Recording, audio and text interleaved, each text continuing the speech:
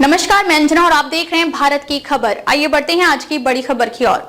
उद्धव ठाकरे गुट का राज ठाकरे पर बड़ा बयान। वो तो चाहते थे फडणवीस सीएम बने, जब बन गए तो उद्धव ठाकरे की शिवसेना यूबीडी के मुखपत्र सामना में इस बार राज ठाकरे की भूमिका पर सवाल खड़े किए गए हैं।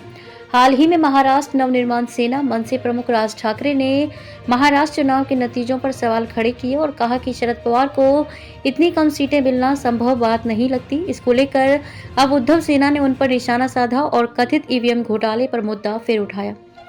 सामना में लिखा गया है, हमारे देश में चुनाव और चुनाव प्रणाली लागू करने वाली व्यवस्था लुटेरों का गिरोह बन गई है। भारतीय जनता पार्टी से खास नजदीकी रखने वाले मनसे प्रमुख राज ठाकरे ने अचानक महाराष्ट्र चुनाव नतीजों पर संदेह व्यक्त किया है। उनकी भूमिका थी कि देवेंद्र फडणवीस ही मुख्यमंत्री बने, लेकिन अब जब फडणवीस मुख्यमंत्री बन गए हैं तो राज ने महाराष्ट्र के समग्र नतीजों पर आपत्ति जताई है।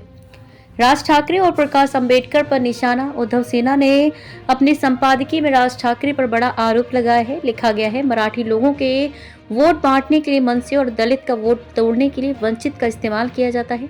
इन दोनों की मदद से देवेंद्र फडणवीस और अमित शाह महाराष्ट्र में अपने मंसूबों को अंजाम देते हैं और ये बात छुपी हुई नहीं है।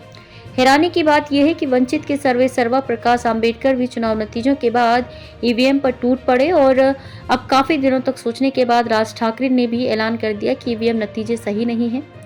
वोट बांट कर जीत हासिल करने की रणनीति, ईवीएम घोटाले का आरोप लगाते हुए सामना में लिखा गया, राज ठाकरे कह रहे हैं कि देवेंद्र फडणवीस और उनके लोग ईवीएम घोटाले करके ही सत्ता में आए हैं और वे सभी अवैध हैं।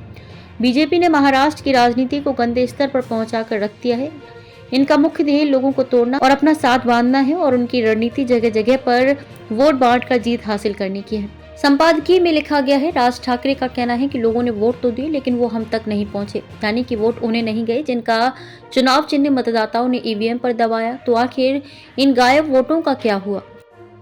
अब तक के लिए बस इतना ही। फिर मिलते हैं कैसी ही बड़ी खबर के साथ। तब तक के लिए नमस्कार और देखते रहिए भारत की खबर। अगर आपको वीडियो पसंद आई हो तो इसे लाइक करें व शेयर करें। ऐसे लेटेस्ट अपडेट पाने के लिए बेल आइकन को प्रेस करना ना भूलें। अगर आप हमें फेसबुक या फिर इंस्टा के माध्यम से देख रहे हैं तो हमारे पेज को फॉलो जरूर करें। धन्यवाद।